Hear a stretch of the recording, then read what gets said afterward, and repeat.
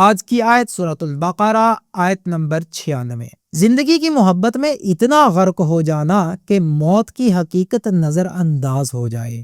اعوذ باللہ من الشیطان الرجیم، بسم اللہ الرحمن الرحیم۔ اللہ سبحانہ و تعالی نے ارشاد فرمایا، وَلَتَجِدَنَّهُمْ أَحْرَصَ النَّاسِ عَلَى حَيَاةٍ وَمِنَ الَّذِينَ أَشْرَكُوا يَوَدُّ أَحَدُهُمْ لَوْ يُعَمَّرُ أَلْفَ سَنَةٍ وَمَا هُوَ بِمُزَحْزِحِهِ مِنَ الْعَذَابِ أَن يُعَمَّرَ وَاللَّهُ بَصِيرٌ بِمَا يَعْمَلُونَ۔ صدق اللہ العظیم۔ یعنی اور تم انہیں دنیا کی زندگی کے بارے میں لوگوں میں سب سے زیادہ حرص کرنے والا پاؤ گے، اور ان مشرکوں میں سے بھی ایک شخص چاہتا ہے کہ وہ 1000 سال زندہ رہے، حالانکہ یہ عمر کا طویل ہونا انہیں عذاب سے نہیں بچا سکتا، اور اللہ ان کے اعمال کو خوب دیکھنے والا ہے۔ یہود سب سے بڑھ کر زندگی کے حریص، دنیا کی زندگی کی محبت میں یہ لوگ حتیٰ کہ مشرکوں سے بھی زیادہ حریص ہیں۔ وہ ہر حال میں اپنی زندگی کو طول دینا چاہتے ہیں، خواہ اس میں کتنی ہی ذلت یا تکلیف ہو۔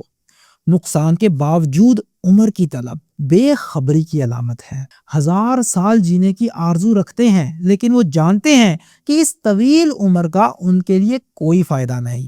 عذاب سے بچنا ناممکن ہے۔ عذاب کا بچاؤ لمبی عمر سے نہیں، عمر کی طوالت سے انسان عذاب سے بچ نہیں سکتا، اور نہ ہی دنیاوی زندگی کا طویل ہونا ان کے اعمال کو چھپانے میں کامیاب ہو سکتا ہے۔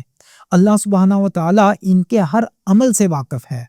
اس آیہ مبارکہ کو ہم اپنی زندگی میں کیسے لا سکتے ہیں؟ دنیا کی زندگی میں اتنی محبت نہ ہو کہ ہم آخرت کو فراموش کر دیں۔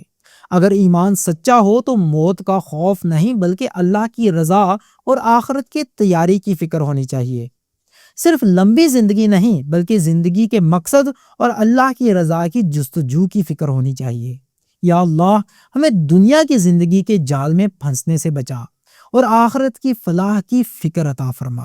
ہمیں اپنی زندگی کا مقصد سمجھنے کی توفیق عطا فرما، اور ہمیں اپنی زندگی کو تیری رضا کے مطابق گزارنے کی طاقت عطا فرما۔ آمین یا رب العالمین۔